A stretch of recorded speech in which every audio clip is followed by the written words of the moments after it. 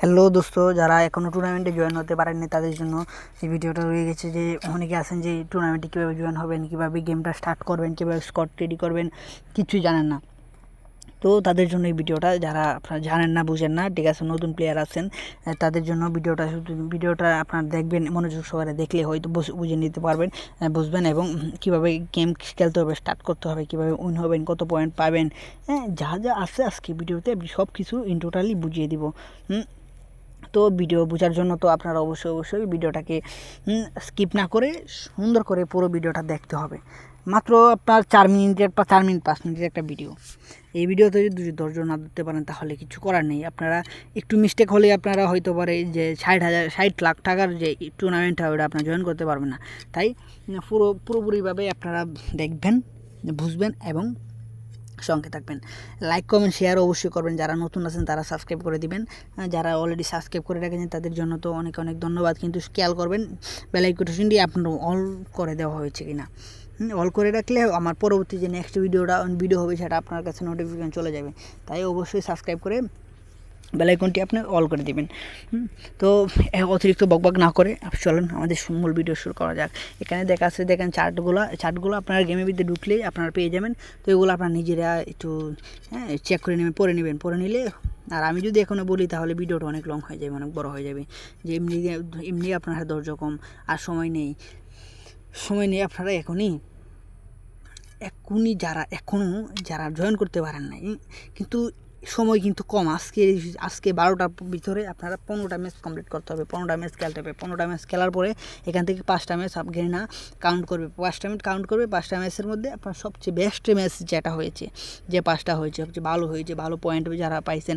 এখনও কথা হচ্ছে যে পয়েন্ট হচ্ছে যে আপনার ম্যাচ খেলার পরে আপনাদেরকে যারা আপনার স্কট এই 9-8-এর ভিতরে যে স্কট যারা থাকবে তাদেরকে পয়েন্ট দেওয়া হবে। দেখা যাচ্ছে আপনার 3 দিবে, 5 দিবে, 10 এরকম একটা অ্যামাউন্ট আপনাদেরকে দিবে, আপনার অ্যাকাউন্টে জমা হবে। তো খোলার জন্য আপনি চলে আসলাম, আমি কীভাবে খুলতে হবে সেটা দেখিয়ে দিলাম। এখন জয়েন নিচে লেখা আছে জয়েন, তো দিলাম। দেওয়ার পরে নাম সিলেক্ট করে দিবেন, আপনি স্কোয়াডের কী নাম দিতে চাচ্ছেন, যে কোনো নাম। আমি ডন দিব। অনেক আছে যে আপনার 3x গেমিং দিয়ে দেয়, যা ইচ্ছে আপনি দিতে পারেন। আমি দিয়ে দেবো ডন তামিম দিয়ে দেবো আমার স্কোয়াডের নাম। আমি ডন তামিম দিয়ে দিছি। এখন হচ্ছে মেন কথা, মেন ক্যাটাগরি নাম সিলেক্ট করার পরে আরও কিছু নিয়ম রয়েছে। এখন আপনারা তো বলবেন এরকম তো টুর্নামেন্ট তো আগে অনেকগুলো দিয়ে দিয়েছে, আমরা বুঝতে পারছি কীভাবে জয়েন হতে সেটা জানি। আসলে আগের মতো না, এখন টুর্নামেন্টটা গেরিনা আপডেট করে দিয়েছে। আপডেট করে দেওয়ার পরে অনেক সব কিছু যে সেটিং আছে, যা আছে সব কিছু আপডেট। তাই আপনার মনোযোগ সহকারে দেখতে হবে ভিডিওটা, অবশ্যই দেখতে হবে, কোনো স্কিপ করবেন না। কারণ এখনই আপনার যে বোঝাপড়া যা একটু ভুল করলেই হয়তো পরে আপনি মিস্টেক করে ফেলেছেন, আপনার পুরো সময়টা ব্যর্থ হয়ে গেল। চলে আসলাম, এখানে ব্যানার দেখেন। তারপরে এখানে লেখা আসছে, প্রথমে দেখেন আপনার কন্ট্যাক্ট ইনফরমেশান। এটা আপনার বিষয় না, এটা হোয়াটসঅ্যাপ করে দেওয়া, অটোমেটিকলি হোয়াটসঅ্যাপ করে দেওয়া আছে। হোয়াটসঅ্যাপ যারা আছে হোয়াটসঅ্যাপ থাকবে, সমস্যা নেই। তারপর নিচে দেখা আছে আপনার যে রেগুলার যারা আছে, যে প্রশ্নবোধক চিহ্ন যারা দেওয়া আছে, এটা কিন্তু সার্ভার সিলেক্ট করতে হবে। এটার মধ্যে যদি সার্ভার সঠিকভাবে সিলেক্ট না করতে পারেন তাহলে কিন্তু আপনি ম্যাচ খেলতে পারবেন না। যেহেতু বাংলাদেশ সার্ভারের পাশাপাশি নেপালও আছে, তাই এখানে নেপালের অপশনও দেওয়া আছে। আপনারা যদি ভুল করে নেপালের মধ্যে চাপ দিয়ে ফেলেন তাহলে কিন্তু ভুল হয়ে যাবে। আমি এখানে ব্যানার সিলেক্ট করতেছি, আপনারা ব্যানার চাপ দিলে সিলেক্ট করে নিতে পারবেন। আপনার ইচ্ছা মতো ব্যানার, পছন্দ মতো ব্যানার লাগিয়ে দিতে পারবেন, সমস্যা নেই। আমার তো অলরেডি ব্যানার দেওয়া আছে, যেগুলো দেওয়া আছে এগুলাই প্রোফাইলে, সমস্যা নেই। এই যে সার্ভারের মধ্যে দেখা আছে এখানে বাংলাদেশ সার্ভার, নেপাল, আফটার আছে। আফটার মানে হচ্ছে আপনার বিভিন্ন সার্ভার, যেগুলো সার্ভার আছে সবগুলোকে উল্লেখ করা হয়। আর এখানে নেপাল আছে, দেখেন। আর একটা বাংলাদেশের পতাকা তো ওর সাথে, সেটা তো আপনাদেরকে শিখিয়ে দিতে হবে না, চিনতেই পারতেছেন। বাংলাদেশ সিলেক্ট করতে হবে, বাংলাদেশ সিলেক্ট করলে আপনারা বাংলাদেশ চাপ দিলে বাংলাদেশ সার্ভার সিলেক্ট হয়ে যাবে। এটাই হচ্ছে মেন যারা আপনারা বাংলাদেশ সার্ভার অবশ্যই মনে করে এটা সিলেক্ট করতে হবে, না হলে কিন্তু আপনারা টুর্নামেন্টে জয়েন হতে পারবেন না। টুর্নামেন্টে জয়েন না হতে পারলেই আপনার হাতছাড়া হয়ে গেল 60 লাখ টাকা। গেনা যেহেতু আমাদেরকে এই অফারটা প্রায় 2021 সালে দিয়েছিল এরকম একটা টুর্নামেন্ট।